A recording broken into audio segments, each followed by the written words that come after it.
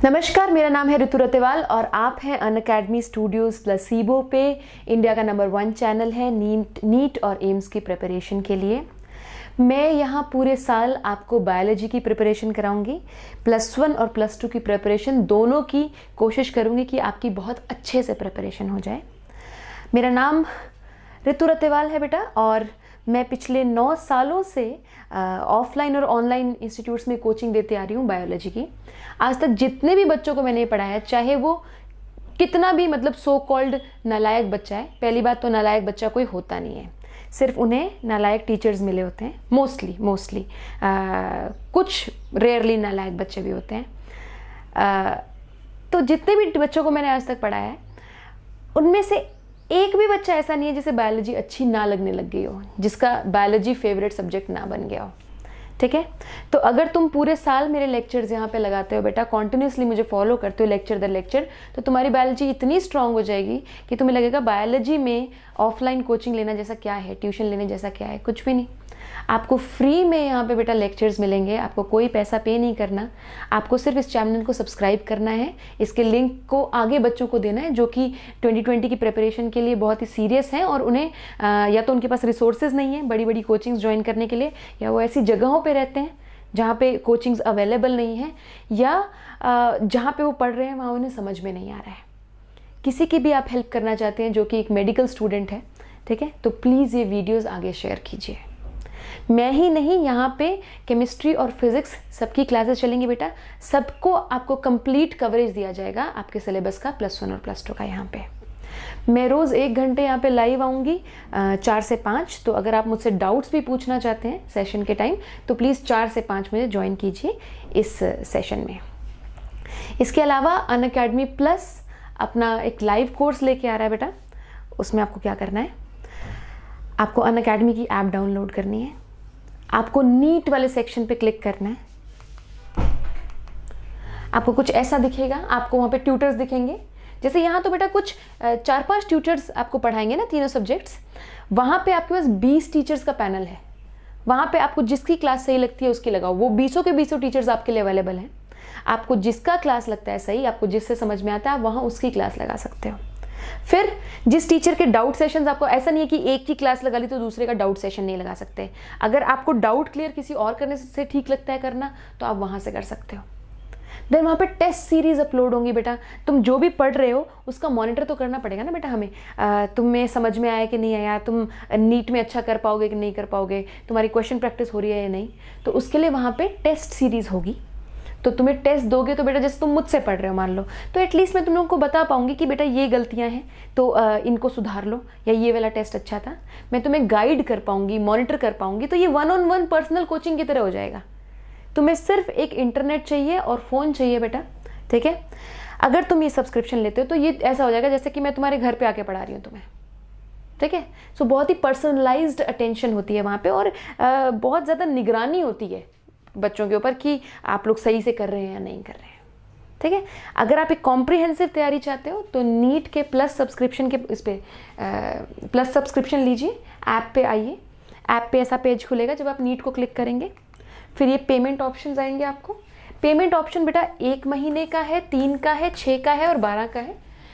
Rate per month महंगे पड़ेंगे। अगर आप शॉर्टर प्लान लेते हो तो मैं आपको रेकमेंड करूंगी आप 12 महीने वाला प्लान लीजिए, क्योंकि आपको तैयारी के लिए भी इतना समय तो चाहिए और वो सबसे सस्ता प्लान है, ठीक है। आपको यहाँ पे प्राइस दिखेगा 25,000 रुपये, पर आपको 25,000 रुपये नहीं पे करने। आपको ये कोड लगाना है, ऋतु लाइव, ऋतु मेरा नाम और लाइव।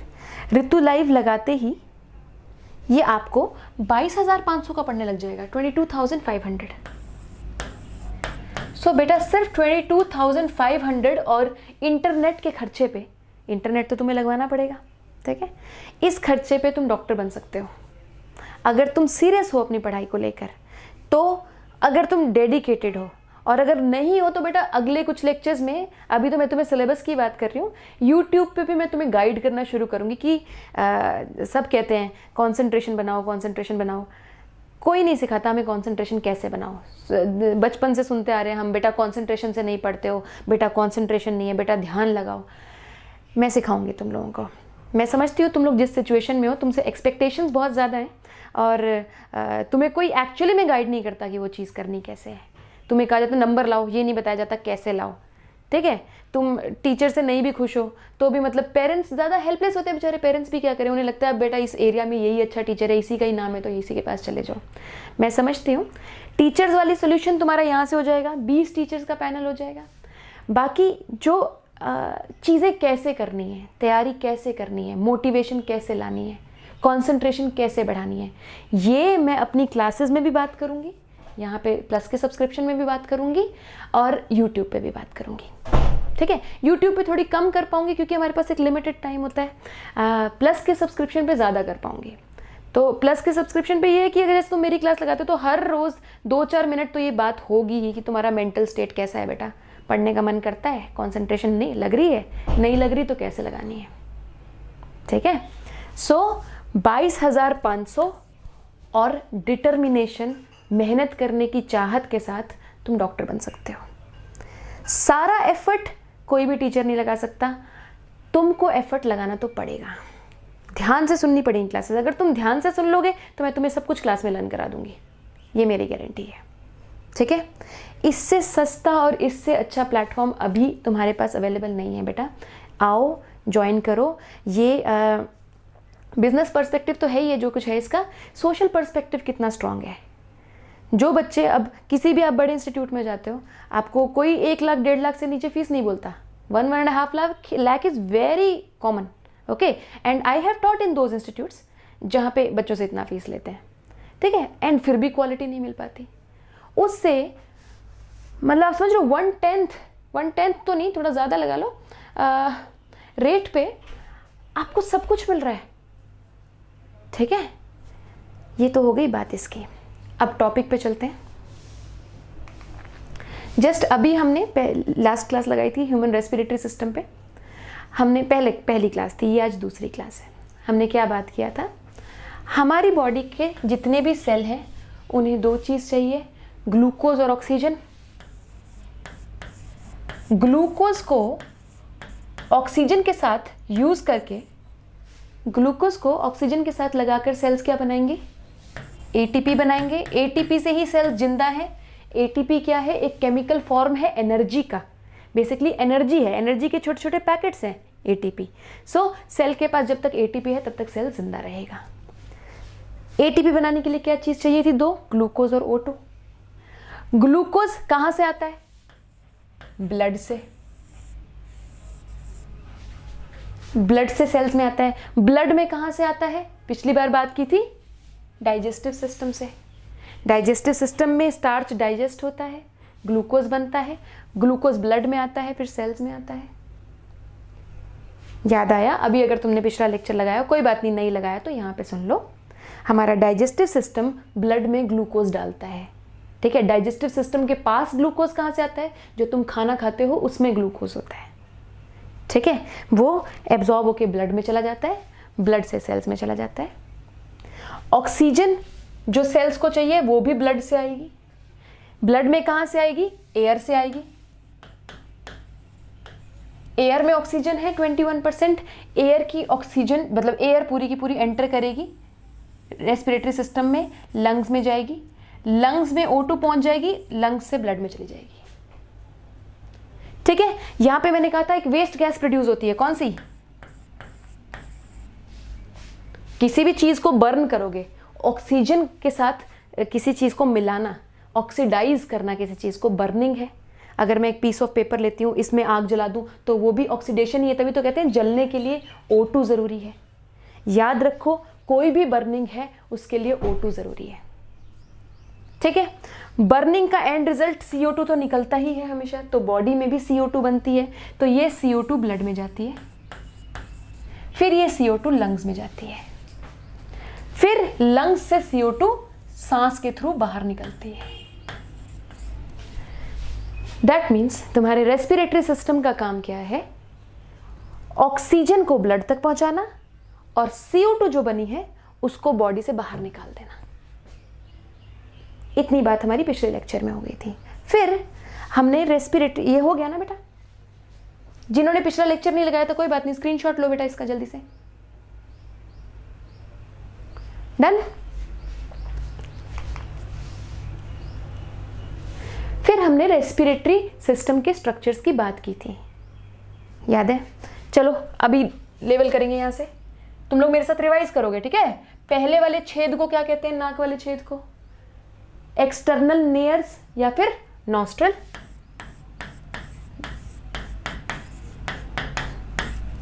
इस कैविटी को क्या कहते हैं जहां पे हवा जाती है? नेजल। जल्दी जल्दी रिवाइज करो बेटा मेरे साथ। Nasal cavity. नेजल कैविटी के पीछे जो ट्यूब है, ये जहां से माउथ भी इसी ट्यूब में अटैच होता है, माउथ का जो बकल कैविटी है ये भी इसी ट्यूब में अटैच होती है। दो ओपनिंग्स होती है ना इस ट्यूब में, ऐसे नाक की ओपनिंग और बकल कैविटी की ओपनिंग। इसको क्या बोलते हैं? फेरिंग्स। फेरिंग्स में से ही सांस जाएगी, फेरिंग्स में से ही फूड जाएगा। That means pharynx is the common passage for food and air. Then पीछे वाली ट्यूब में खाना जाएगा, इसलिए पीछे वाली ट्यूब की मुझे बात नहीं करनी, इस वाली ट्यूब की मुझे बात नहीं करनी। बेसिकली एयर कहाँ जाएगी? यहाँ से जाके अगली वाली ट्यूब में जाएगी। अगली वाली ट्यूब में एक ओपनिंग है, सॉरी एक डब्बा है। पहले ओपनिंग तो ये रही, ये ओपनिंग है। एक नीचे बॉक्स है, इसको वॉइस बॉक्स कहते हैं। वॉइस बॉक्स का दूसरा नाम मैंने क्या बताया था बच्चों? अभी बता, तुम्हें पता है? जल्दी बोलो। लैरिंक्स।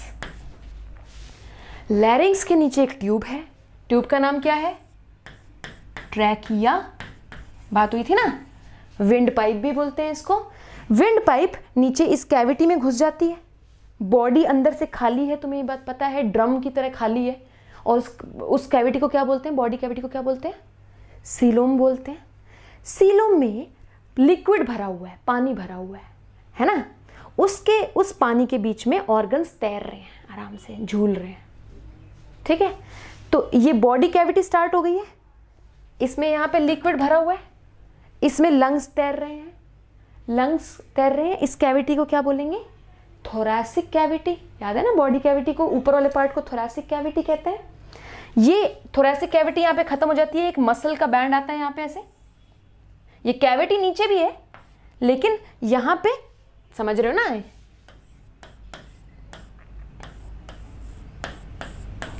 ये कैविटी यहाँ है, बीच में एक बैंड आ रहा है, ये ऊपर वाली थोरैसिक कैविटी है जिसमें लंग्स पड़े हुए हैं। नीचे वाली एब्डोमिनल कैविटी है, बात हुई थी। थोरैसिक कैविटी में लंग्स पड़े हुए हैं, ये बात हुई थी। ट्रैकिया टूटती है पहली ट्यूब में, इसको क्या बोलते हैं? जल्दी जल्दी रिवाइज करो बेटा, कोई भी नोट्स से देख के नहीं बोलेगा, मेरे साथ साथ बोलोगे बिना नोट्स को देखे। प्राइमरी ब्रोंकाई, प्राइमरी ब्रोंकाई किस में ब्रेक डाउन होती है?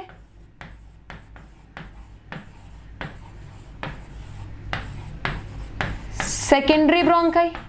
सेकेंडरी ब्रोंकाई किस में ब्रेक डाउन होती है? देखो, टर्शरी ब्रोंकाई। तो ट्रैकिया से टूटते ही प्राइमरी, सेकेंडरी, टर्शरी ब्रोंकाई। फिर मैंने कहा था आगे एक और ट्यूब होती है जिसे क्या बोलते हैं? ब्रोंकाई का छोटा भाई, ब्रोंकियोल। अब इन ट्यूब्स को ब्रोंकियोल्स कहना शुरू कर देंगे।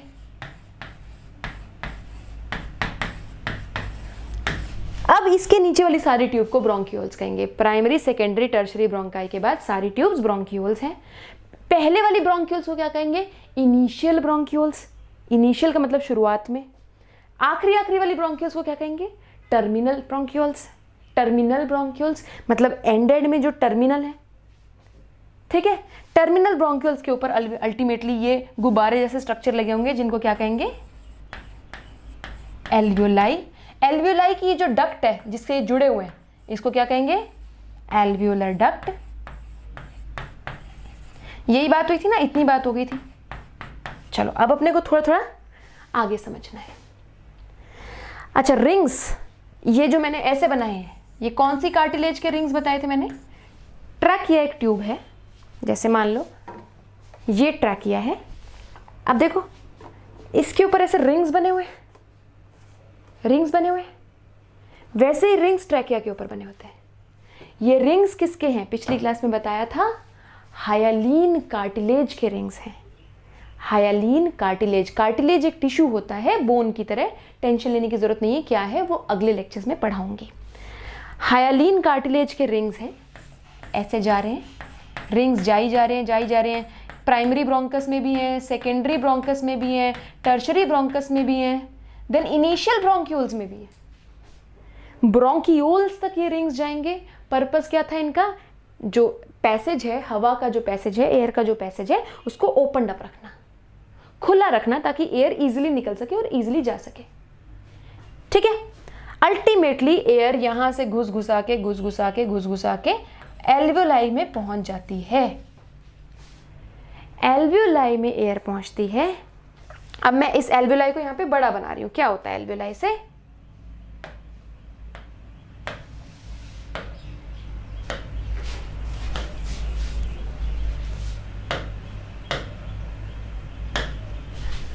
ये एक एल्वियोलाई का इनलार्ज्ड रूप है।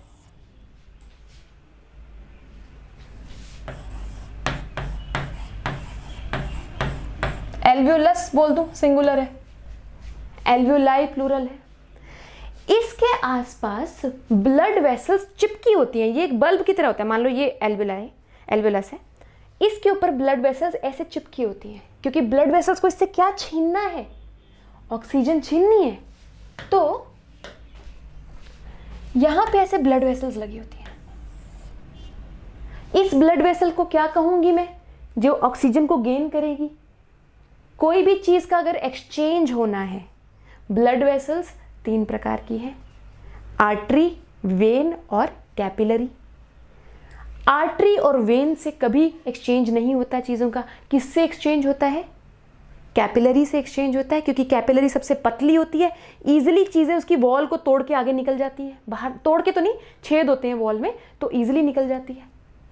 तो ये एक ब्लड कैपिलरी है। एल्वियोलाई के पास क्या है? ऑक्सीजन। ब्लड के पास ऑक्सीजन की कमी है, तो ऑक्सीजन ब्लड के पास चला जाएगा। सो बेसिकली इस पूरे रेस्पिरेटरी सिस्टम का फंक्शन क्या है? ऑक्सीजन को यहां से लेके एल्वियोलाई तक पहुंचाना, और फिर यहां पे एल्वियोलाई के अराउंड ब्लड वेसल है, तो ऑक्सीजन को ब्लड में ट्रांसपोर्ट कर देना। ठीक है। ये ड्रामा सारा इसलिए है। अब ये सिंपल ऐसे क्यों नहीं था कि भाई सीधा आए, अंदर कुछ होता ही नहीं, सीधा लंग्स में हवा भर जाती बैलून की तरह, कोई ब्रोंकाई नहीं, कोई कुछ नहीं। ऐसा इसलिए बेटा, मैंने तुम्हें ये पहले किसी लेक्चर में बताया हुआ है, इतिहास गवाह रहा है, जब भी आप कोई चीज़, मान लो आप कोई, ये लंग है, मान लो सीधा इसमें ऑक्सीजन भर जाती और यहाँ से एक्सचेंज होता गैसेस का, यहाँ पे ऑक्सीजन ब्लड में जा रही है, तो लंग का जो सरफेस एरिया है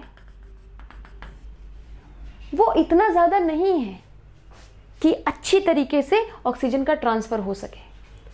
सरफेस एरिया का क्या मतलब है बेटा? देखो, कोई भी चीज़ जब एक्सचेंज होनी है, एक्सचेंज का मतलब क्या है? मान लो इस चीज़ से कोई, इस चीज़ में कोई चीज़ जानी है, ठीक है, तो इनका जो सरफेस एरिया है ना आपस में, कोई चीज़ इसमें डालने के लिए, वो कितना ज़्यादा है उतनी ही वो चीज़ ट्रांसफ़र हो सकती है। ए से बी में अगर आपको कोई चीज़ ट्रांसफ़र करनी है तो सरफेस एरिया जितना ज़्यादा होगा उतनी ज़्यादा वो चीज़ ट्रांसफ़र होगी। ये बात याद रखो, बायोलॉजी का रूल है बेटा ये। ठीक है। आपको कोई भी चीज़ एक्सचेंज करनी है किसी भी चीज़ से, किसी चीज़ में कोई चीज़ डालनी है या उससे कोई चीज़ लेनी है, आपका सरफेस एरिया जितना ज़्यादा होगा उतना ज़्यादा अच्छा होगा, क्योंकि आप उतनी ही चीज़ एक्सचेंज कर पाओगे। तो अगर लंग में सीधा हवा भर जाती तो लंग का सरफेस एरिया इतना नहीं था कि पूरी बॉडी को जितनी ऑक्सीजन चाहिए उतनी एकदम से जा पाती ब्लड में। एल्वियोलाई बहुत छोटे होते हैं, बैलून लाइक स्ट्रक्चर्स होते हैं। ठीक है। ये बात भी मैंने पिछले लेक्चर में बताई थी कि कोई चीज़, कोई बड़ी चीज़ मान लो छोटी चीज़ों में टूट जाती है, ये एल्वियोलाई है, तो इन छोटी चीज़ों का जो सरफेस एरिया है वो इस बड़ी चीज़ के सरफेस एरिया से हमेशा ही ज़्यादा होगा। ये कॉन्सेप्ट मैंने कहाँ बताया था? डाइजेशन में बताया था, याद है? अगर कोई बड़ी चीज है, अगर तुम उसके छोटे पार्ट्स बना देते हो तो छोटे पार्ट्स का कंबाइंड सरफेस एरिया हमेशा ही ज्यादा होगा बड़ी चीज के सरफेस एरिया से। इसलिए कभी भी आपको कोई भी चीज का एक्सचेंज करना हो तो उसको थोड़े छोटे पार्ट्स में नेचर तोड़ देती है ताकि इजीली एक्सचेंज हो जाए। यहीं पे एग्जांपल देखो, यहाँ पे एल्वियोलाई का साइज बहुत छोटा है लंग के कंपैरिजन में, और एल्वियोलाई बहुत ज़्यादा है नंबर में लंग के कंपैरिजन में। लंग तो सिर्फ 2 ही है, तो एल्वियोलाई का टोटल सरफेस एरिया बहुत ज़्यादा है, इसीलिए नेचर ने लंग्स को आगे आगे आगे ब्रेक डाउन करके एल्वियोलाई बनाए। I hope I am very clear. ठीक है, एक बात तो ये हो गई। अब दूसरी बात, पूरे रेस्पिरेटरी सिस्टम को यहाँ से जहाँ से एयर एंटर करती है, यहाँ से यहाँ तक पहुँचने तक हमने रेस्पिरेटरी सिस्टम को 2 पार्ट्स में बांटा है। ठीक है, फंक्शनली मैं लिख के बता रही हूँ। अच्छा, ये वाली चीज़ अगर आपने नोट डाउन नहीं करी है, इसका स्क्रीनशॉट ले लो ताकि मैं आगे पढ़ा सकूँ प्लीज़।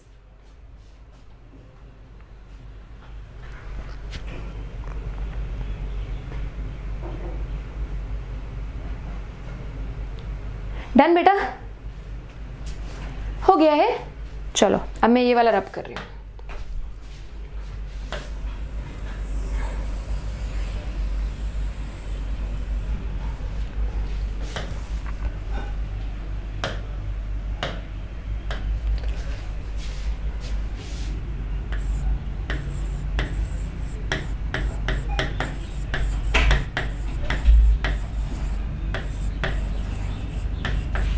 इसके 2 पार्ट्स हैं बेटा,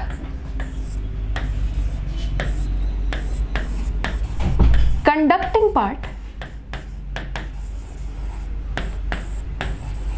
एंड एक्सचेंज पार्ट।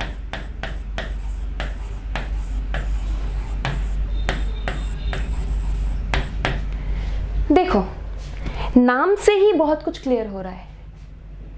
जो पार्ट कोई भी ब्लड को ऑक्सीजन नहीं देगा या ब्लड से कार्बन डाइऑक्साइड नहीं लेगा, एक्सचेंज नहीं करेगा, वो एक्सचेंज पार्ट में नहीं आएगा। ठीक है, क्या नॉस्ट्रिल, नेजल कैविटी, फेरिंग्स, लैरिंग्स ये कोई एक्सचेंज कर रहे थे ब्लड से? नहीं कर रहे थे। क्या ट्रैकिया एक्सचेंज करता है ब्लड से? ऑक्सीजन देता है उसको? नहीं देता। क्या प्राइमरी सेकेंडरी ब्रोंकस देता है? नहीं देता। क्या ब्रोंक्यूल्स देता है? नहीं देता। अल्टीमेटली ब्लड को ऑक्सीजन कौन देता है? एल्वियोलाई देता है, और एल्वियोलाई की डक्ट देती है।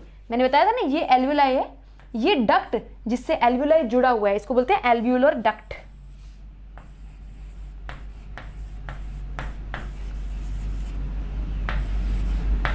आई होप मैं क्लियर हूं। ये एल्वियोलर लिखा है बेटा, नहीं समझ में आ रहा तो दोबारा लिखती हूँ, रुको।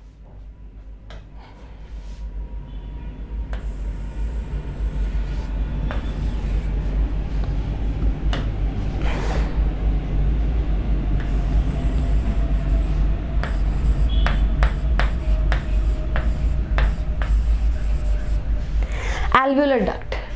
ठीक है, ब्लड को ऑक्सीजन देने का काम सिर्फ एल्वियोलाई का है और एल्वियोलर डक्ट का है, बाकी सारे सिर्फ कंडक्ट करते हैं एयर को यहां तक। समझ में आया? तो एक्सचेंज पार्ट में मैं सिर्फ 2 चीजें लिखूंगी, एल्वियोलाई, एल्वियोलर डक्ट।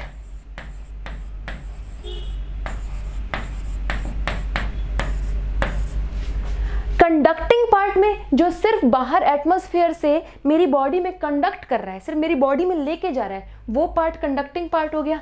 तो कंडक्टिंग पार्ट यहां से शुरू हो जाएगा, नॉस्ट्रिल से शुरू हो जाएगा। अब तुम्हें पता है आगे, नॉस्ट्रिल से नेजल कैविटी, नेजल कैविटी से फेरिंग्स, फेरिंग्स से तुम्हें पता है आगे आगे आगे लैरिंग्स, trachea, primary bronchi, secondary tertiary bronchi से ब्रोंकियोल्स।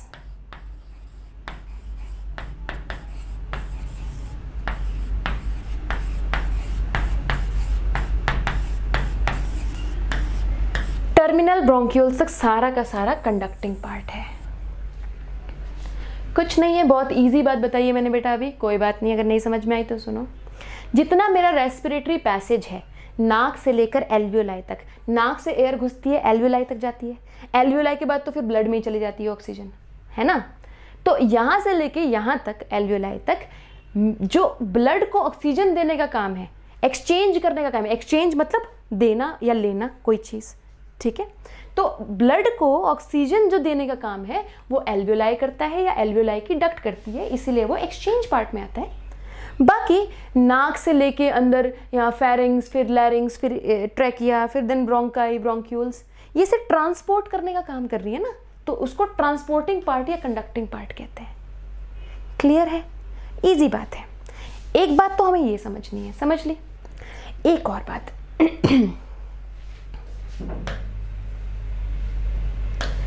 थोरैसिक कैविटी, बेटा थोरैसिक कैविटी वो कैविटी जिसमें लंग्स पड़े हुए हैं।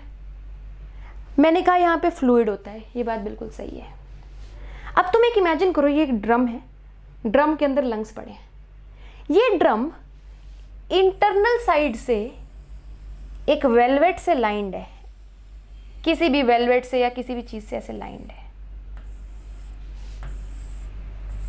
ऐसे लाइंड है, ग्रीन वाला जो बता रही हूं।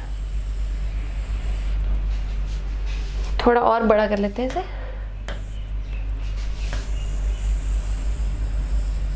अभी ज्यादा अच्छा दिख रहा होगा।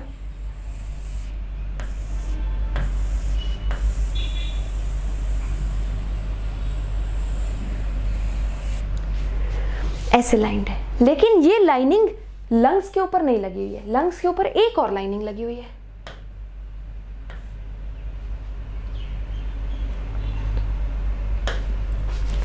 ये लंग्स के ऊपर की लाइनिंग है।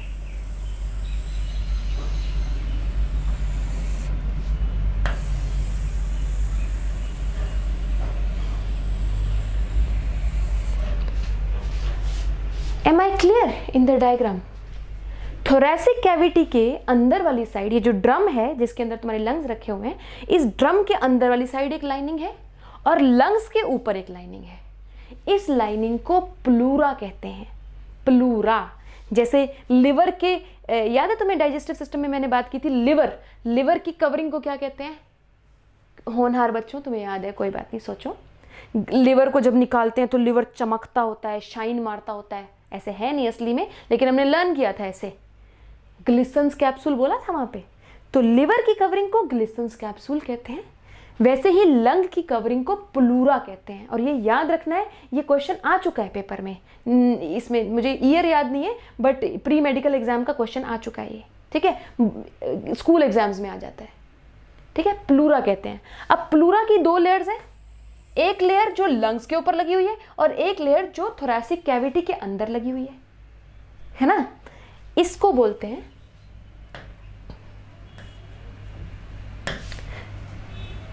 देखो सभी इंटरनल ऑर्गन्स को हम एक कॉमन नाम से बुला सकते हैं, हम उन्हें बोलते हैं विससीरल ऑर्गन।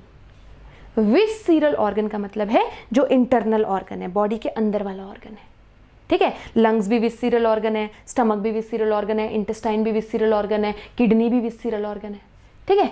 तो विससीरल ऑर्गन के ऊपर जो प्लूरा लगी हुई है, ये वाली प्लूरा जो विससीरल ऑर्गन के ऊपर लगी हुई है, लंग के ऊपर लगी हुई है, इसको विससीरल पेरिटोनियम कहते हैं, सॉरी विससीरल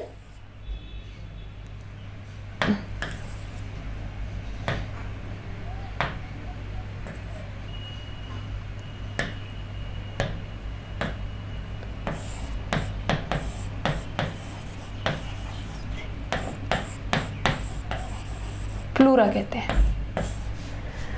विससीरल ऑर्गन के ऊपर लगी हुई कवरिंग को विससीरल प्लूरा कहते हैं। थोरैसिक कैविटी के अंदर लगी हुई प्लूरा को पैराइटल प्लूरा कहते हैं।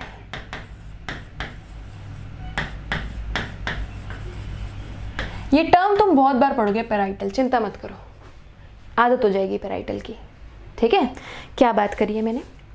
एक कैविटी है, ठीक है, इस कैविटी को बोलते हैं थोरैसिक कैविटी, इसके अंदर लंग्स पड़े हुए हैं। उस कैविटी की जो अंदर वाली लाइनिंग है, मतलब इस ड्रम के अंदर वाली लाइनिंग को कहेंगे हम पैराइटल प्लूरा। लंग्स के ऊपर वाली लाइनिंग को बोलेंगे, लंग्स के ऊपर भी वो वेलवेट लगा हुआ है, वेलवेट पेपर लगा हुआ है, उसको बोलेंगे हम visceral pleura. So pleura is double membrane.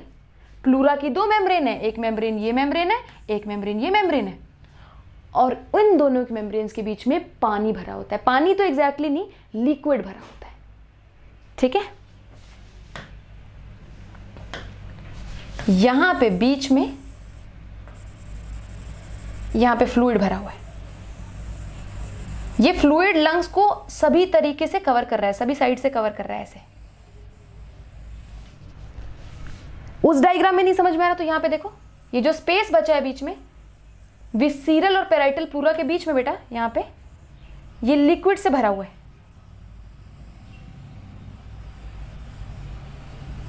यहां पे इस फ्लूइड को प्लूरल फ्लूइड कहते हैं। ये बहुत इंपॉर्टेंट है लंग्स की फंक्शनिंग के लिए, आगे बात करेंगे। लिख देती हूं प्लूरल फ्लूइड, कहां लिखूं?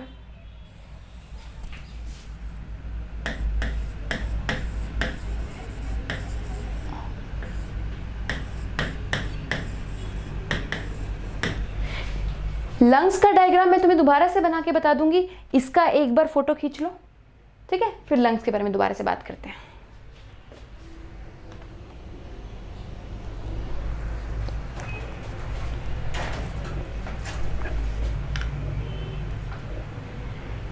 हैं बच्चों, प्यारे बच्चों, हो गया क्लिक्ड? चलो आगे चलते हैं।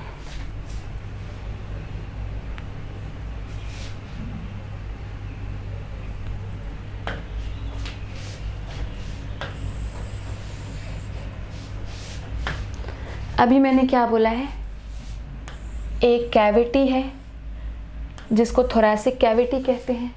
थोरैसिक कैविटी नीचे से कैसे बंद है? एक मसल है जिसको डायफ्राम कहते हैं। अब ये एक ड्रम है जो अंदर से खाली है, ठीक है?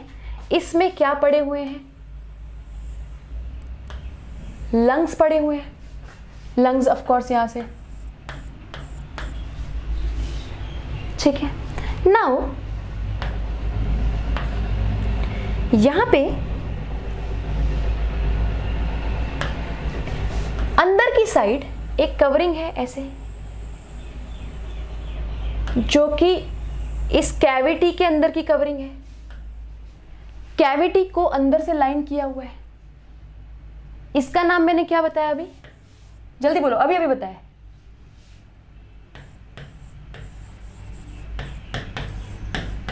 पैराइटल प्लूरा बताया। हाँ होनार बच्चों, अब एक और ऐसे लाइनिंग है, ये लंग्स के ऊपर लगी हुई है, यहां पे ऐसे ऐसे। इसको क्या बोला हुआ है? विसीरल ऑर्गन पर लगी है तो विसीरल प्लूरा।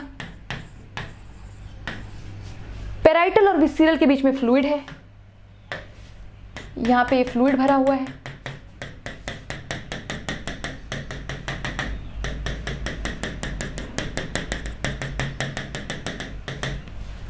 इस फ्लूइड को क्या कहा है?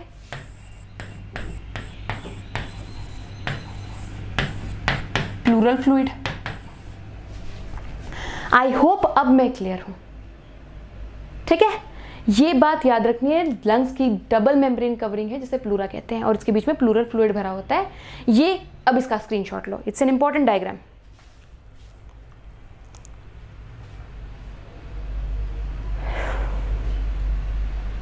डन बेटा, done done,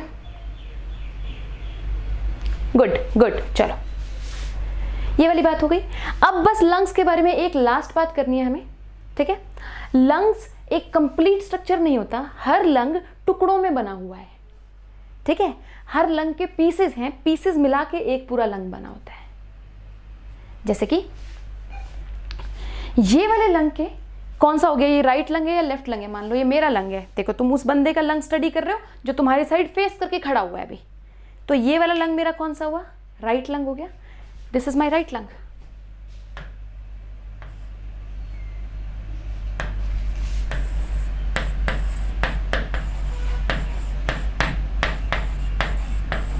this is my left lung, है ना बेटा? सही कह रही हूं ना मैं? इसके ऐसे टुकड़े होते हैं, 3 टुकड़े, ठीक है? इसके सिर्फ 2 टुकड़े होते हैं। ये 3 टुकड़ों में टूटा हुआ है, ये 2 टुकड़ों में टूटा हुआ है। जो ये गैप्स हैं जिनसे ये ऐसे ऐसे चिरा होता है बीच में से लंग, इनको फिजर कहते हैं। फिजर, तुम बायोलॉजी जैसे जैसे मेरे साथ पढ़ोगे तुम जानोगे कि फिजर का मतलब होता है कोई भी लंबे से क्रैक को फिजर कह देते हैं, ठीक है? क्योंकि ये टेढ़ा है इसे ऑब्लिक फिजर कह देते हैं।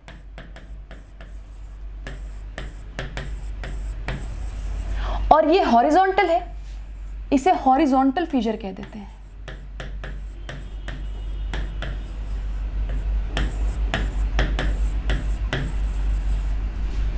यहां पे एक ही फिजर है, इसको क्या बोलेंगे? अभी बोलो, अभी बताया था ऑब्लिक। ऑब्लिक का मतलब होता है टेढ़ा, टेढ़ा फिजर। ये हॉरिजॉन्टल है तो हॉरिजॉन्टल फिजर है। क्या बात याद रखनी है हमने? राइट लंग के 3 लोब्स होते हैं, ठीक है, 2 फिजर्स से डिवाइडेड होते हैं वो। लेफ्ट लंग के सिर्फ 2 ही लोब्स होते हैं। इसमें 2 फिजर्स होते हैं, ऑब्लिक फिजर और हॉरिजॉन्टल फिजर। इसमें सिर्फ एक फिजर होता है, ऑब्लिक फिजर। टुकड़े हैं लंग्स के और कुछ नहीं है, ठीक है। आई थिंक ऑलमोस्ट तुम्हारा सारा पार्ट हो गया है। एक आधी बात और कर लेते हैं। ये ह्यूमन बॉडी है, तुम समझ में आ रहा है ना? ये ह्यूमन बॉडी है ऐसे। ये बंदे की एब्डोमिनल कैविटी है, ये इसका बेली बटन है, ये बंदे का पेट वाला पोर्शन है ना? अब देखो, ये ऊपर ट्रैकिया जा रही है। ये कैविटी कौन सी कही है मैंने अभी? थोरासिक कैविटी कही है। थोरासिक कैविटी के सेंटर में यहां पे हार्ट पड़ा होता है। अभी मैं तुम्हें पोजीशन इसलिए बता रही हूं क्योंकि आगे हमारे बहुत काम आएगी बायोलॉजी में। इस सेंटर में हार्ट पड़ा होता है, ठीक है। और हार्ट का एक साइड जो है वो लेफ्ट लंग के बहुत पास गया होता है ऐसे,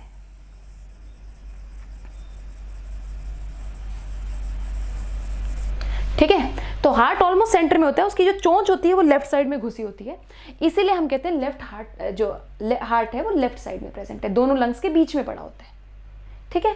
इस स्पेस को थोरैसिक कैविटी का, ये पूरी थोरैसिक कैविटी है, लंग्स पड़े हुए हैं, लंग्स के बीच में भी थोरैसिक कैविटी है। लंग्स के बीच वाली थोरैसिक कैविटी को मीडियास्टिनम कहते हैं, मीडियास्टिनम, ठीक है। मीडियास्टिनम में हार्ट पड़ा होता है। छींक आने वाली थी, नहीं आई। मीडियास्टिनम कहते हैं, मीडियास्टिनम में हार्ट पड़ा होता है। तो तुम्हें हार्ट की पोजीशन समझ में आ गई? मीडियास्टिनम नहीं याद करना मत करो, कोई बात नहीं, हार्ट की पोजीशन देख लो। चलो इसकी फोटो खींचो, फिर आगे चलते हैं।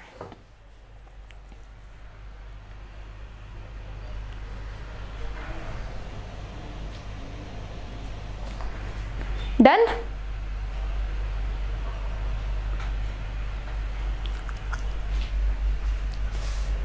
डन? चलो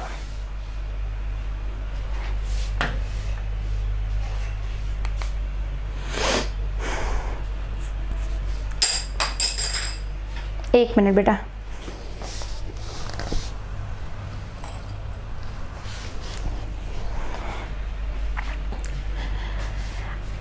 अब एक टर्म का सामना करेंगे जिसे रेस्पिरेशन कहते हैं। तुम्हारी एनसीईआरटी में रेस्पिरेशन और ब्रीदिंग को सेम कहा हुआ है। उन्होंने कहा है कि taking in air and taking out air is called breathing. ये वाली बात मैंने तुम्हें बताई थी, सांस अंदर लेना और सांस बाहर छोड़ने को ब्रीदिंग कहते हैं, which is commonly called respiration. लेकिन वो लाइन सही नहीं है बेटा एनसीईआरटी में।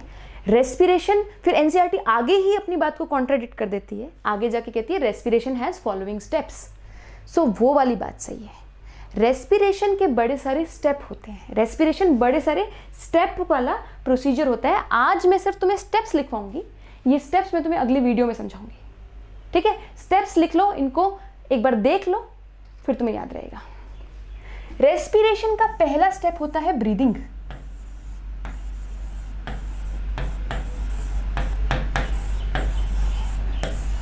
ब्रीदिंग का मतलब सांस अंदर लेना और सांस बाहर छोड़ना। ये लो, मतलब कि बेसिकली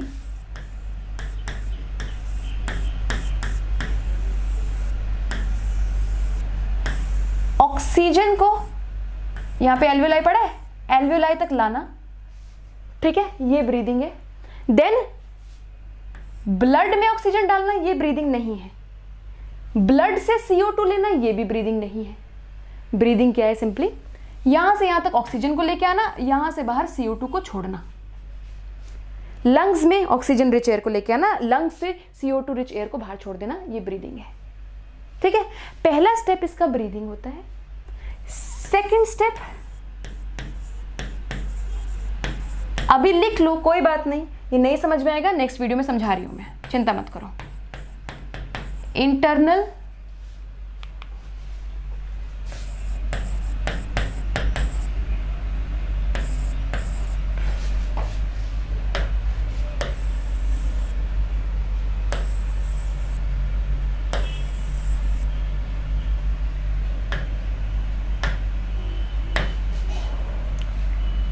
रेस्पिरेशन,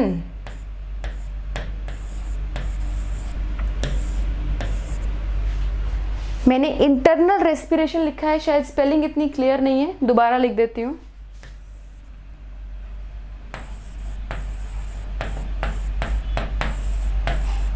इंटरनल रेस्पिरेशन, तीसरा स्टेप है एक्सटर्नल रेस्पिरेशन,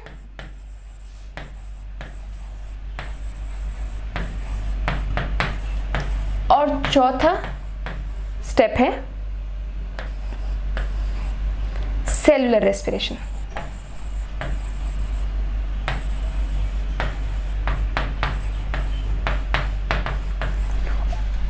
थोड़ा सा ऑर्डर चेंज हो गया, एक्सटर्नल रेस्पिरेशन सेकंड स्टेप है,